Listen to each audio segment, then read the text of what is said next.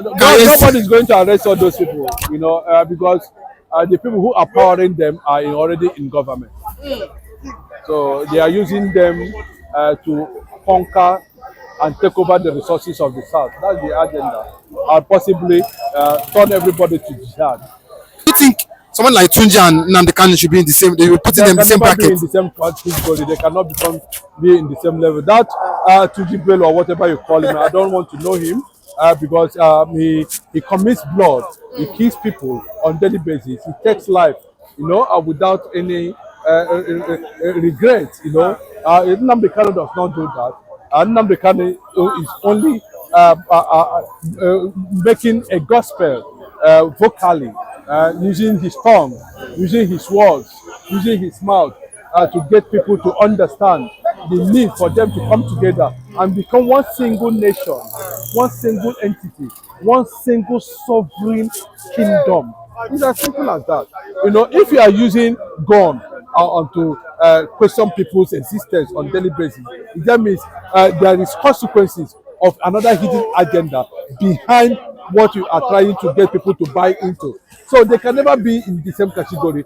The United Nations can never recognize him, but today the world recognizes Nnamdi Kanu, the world recognizes Biafra, the world recognizes IPOB, the world knows that Biafrans are all over the world.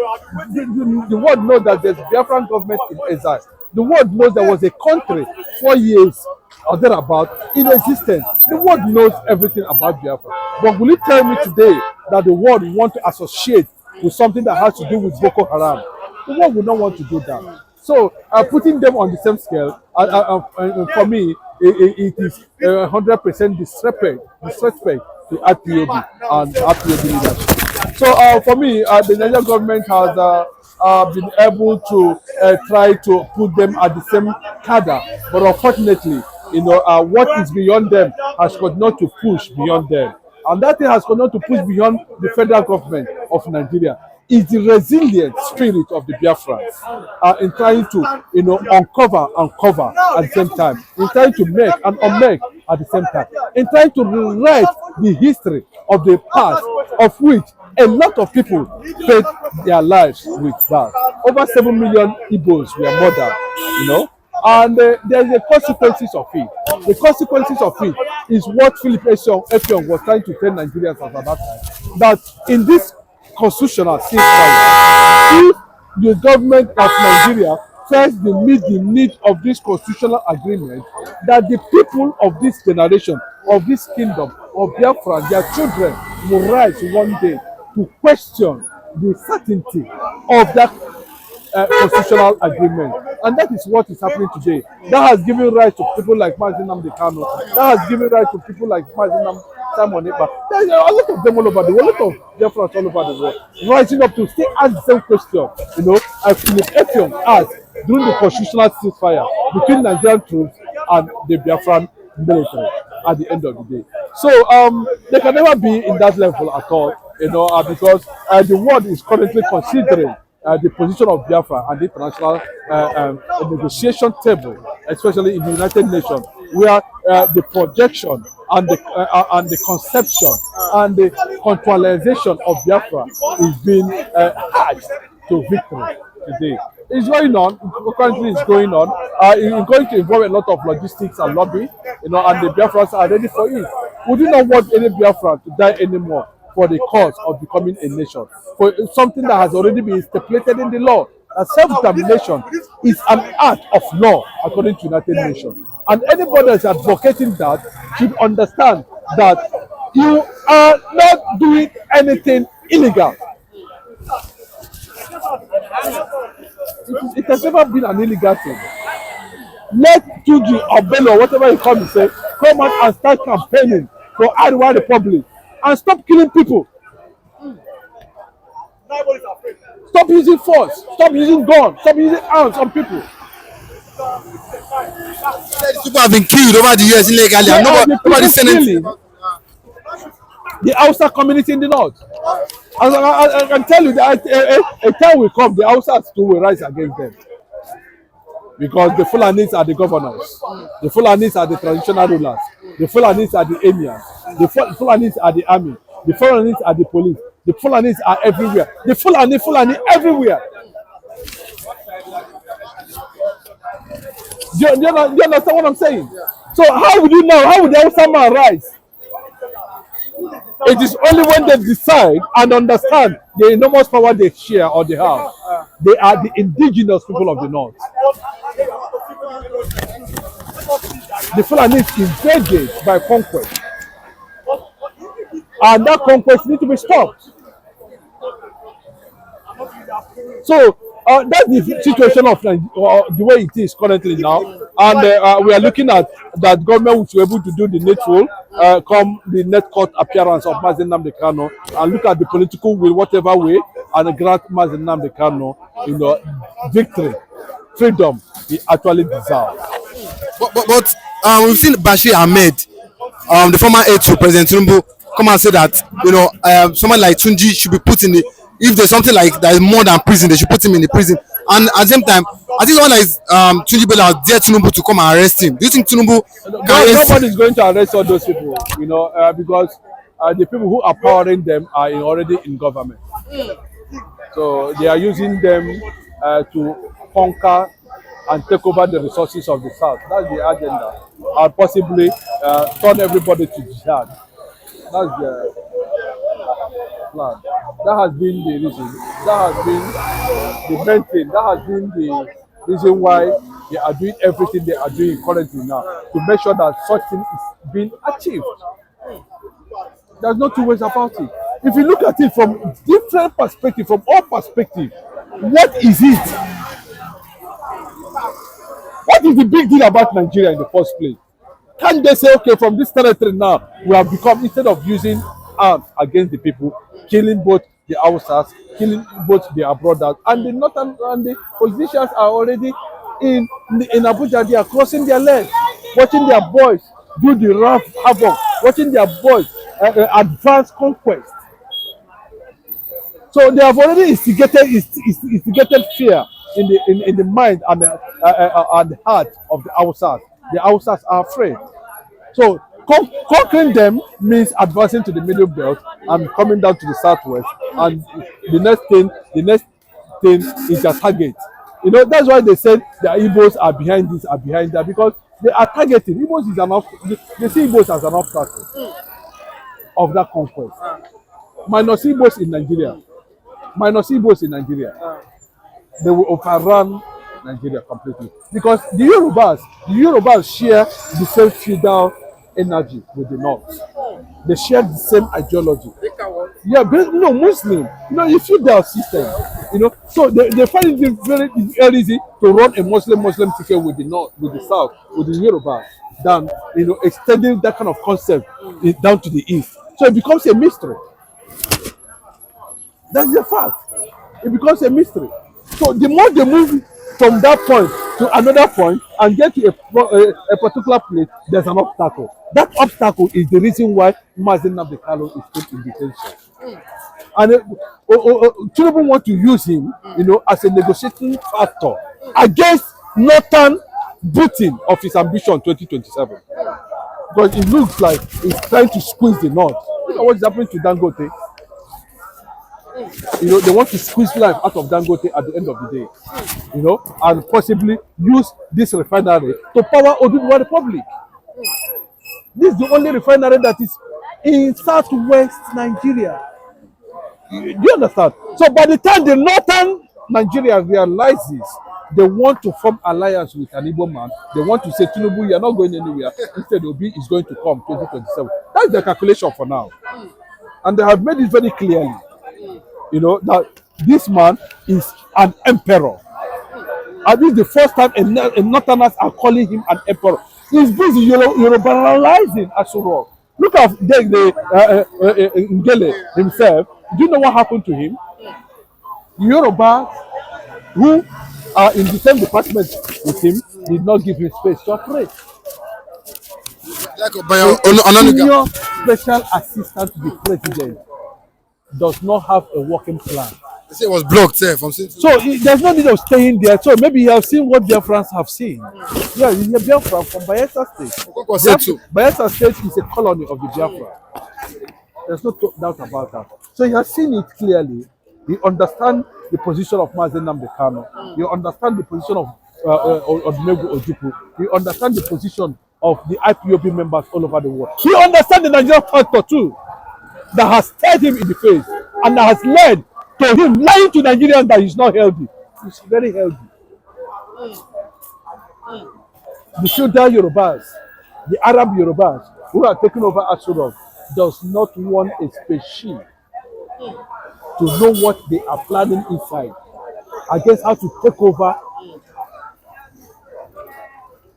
properties that belong to the Nigerian state. If Dangote is not careful, they are going to squeeze that refinery out of his hand, and he will cry like a baby at the end of the day. So the North is trying to wake up, asking for restructuring at this point in time, and trying to look at that direction where they are going to say, no, we are going to form an alliance. The is going to be careful when we table the Biafran cause and we look at the international community. Now, let me tell you, he who carries elephant does not use his leg to look for ants. Igbos have given Nigerians options of unity and continuity, but they balkanize it. But today, Igbos are no longer interested in restructuring. What we know is that the world should listen on the need to do the needful. Something that is due, something that's worth it.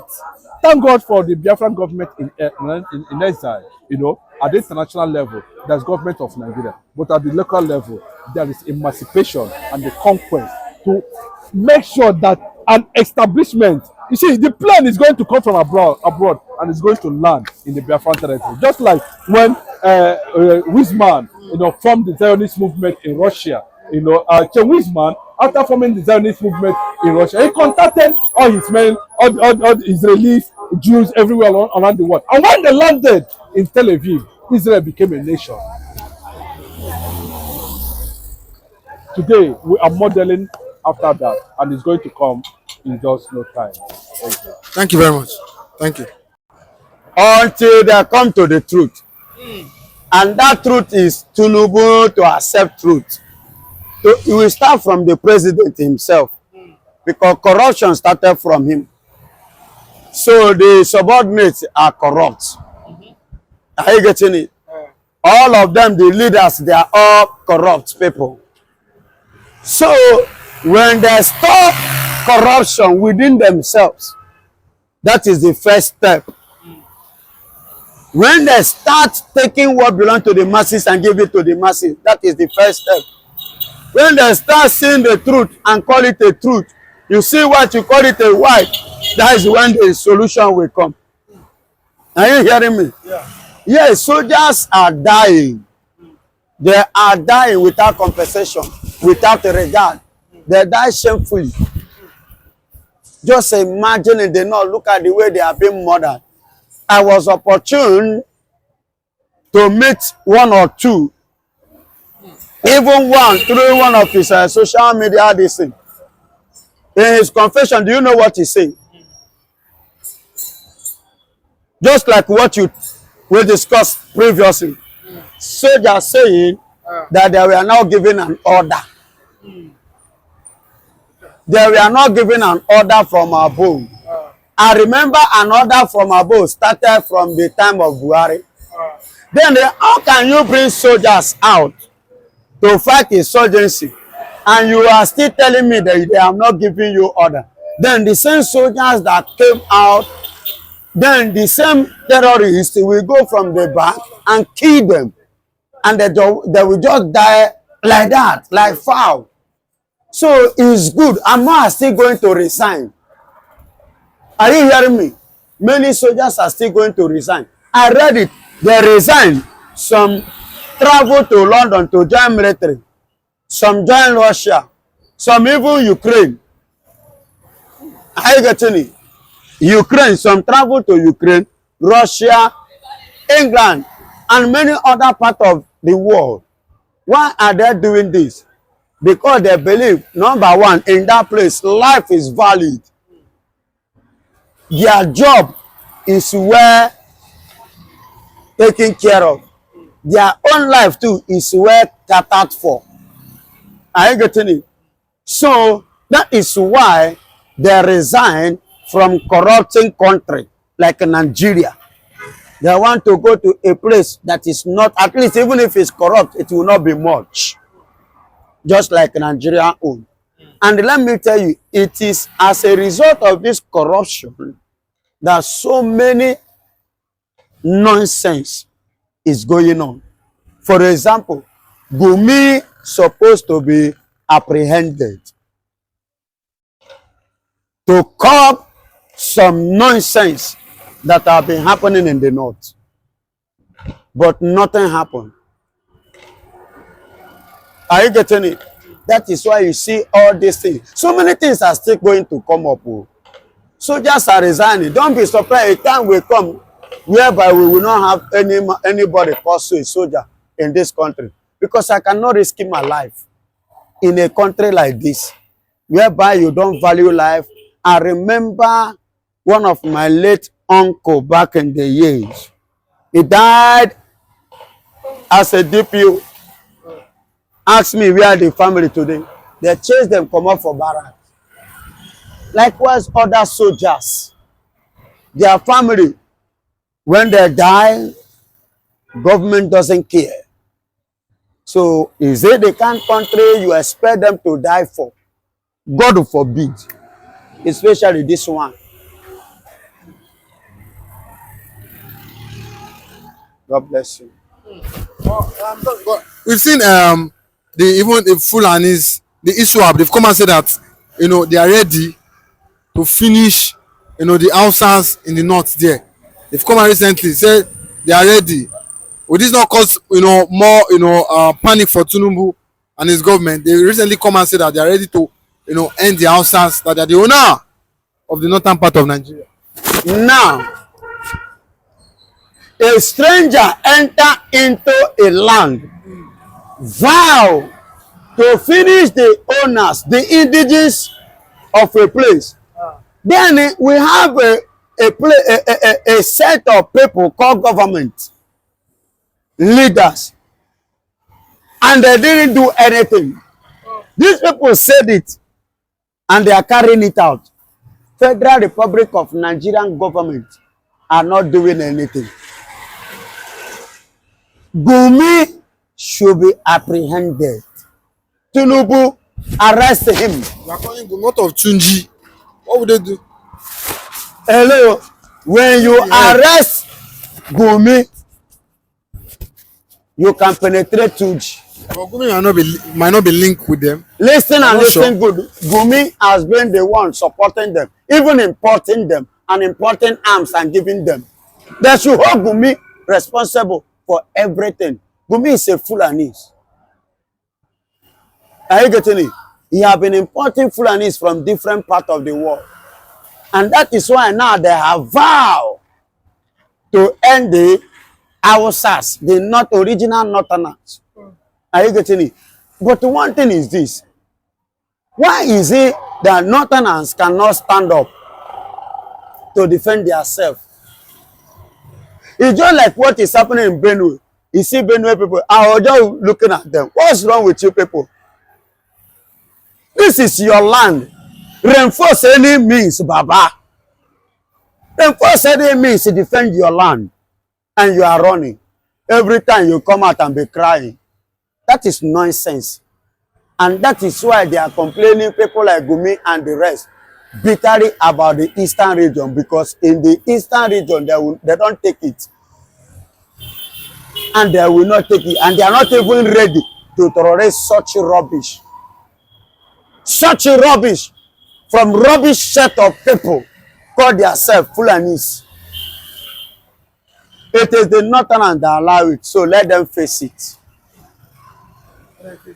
Let them face it. They are the one that allow it. After all, they are the one that invited them.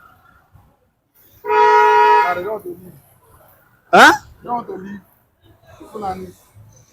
They don't want to leave the northern part again. They said they invited them. They are the Northerners that invited them, and they have come to stay. But the issue is that let them stay in the north and remain in the north. Whatsoever activities they like, let them be carrying it out in the north. Are you getting it? It's none of my business. I don't have business today. Let the northern and the Hausas face it. Because now them buy the market, made them sell on. Because that time they were told, they were warned. And I'm using this opportunity again. You know why I want to talk about this area? Because I still have good people that are Yorubas. I have good friends that are Yorubas, whom their life is so important to me, whom their well-being is so cherished to me. Are you getting it? So I am using this medium to tell the Yorubas they should be very, very careful. The way they allow these people trooping into Lagos, they have taken over Agege. They should be very, very careful because Lagos is not safe. Just recently, yeah, you know, they passed in a trailer, you know, I think last week, you know, some set of Fulanis in a loaded trailer, you know, along this Yaya Baton Road last week. I think they were bringing them from the north, like they were plenty. And my own, do you know why? Because I have some Yorubas that are good, that are kind-hearted. They are my friend, and I see them as family. That is why I am saying, let the Yorubas wake up. Not those who have the kind of Tinubu heart, but those who have the heart of the people, like Igbo, like the former governor of Lagos State. What is his name? Somebody like, what's his name now? That ruled only 4 years in Lagos State. Ambode, God bless you. Somebody like Ambode, somebody like Late Funshaw Williams. Are you getting it? That's why, because of them, people that have that kind of heart, that's why I am like talking, complaining now. Let them wake up, oh. They should not forget so easily Kwara State is a Yoruba state. But now, Fulanis have taken over. What happened in the Kwara State should not take place in Lagos because I see it coming.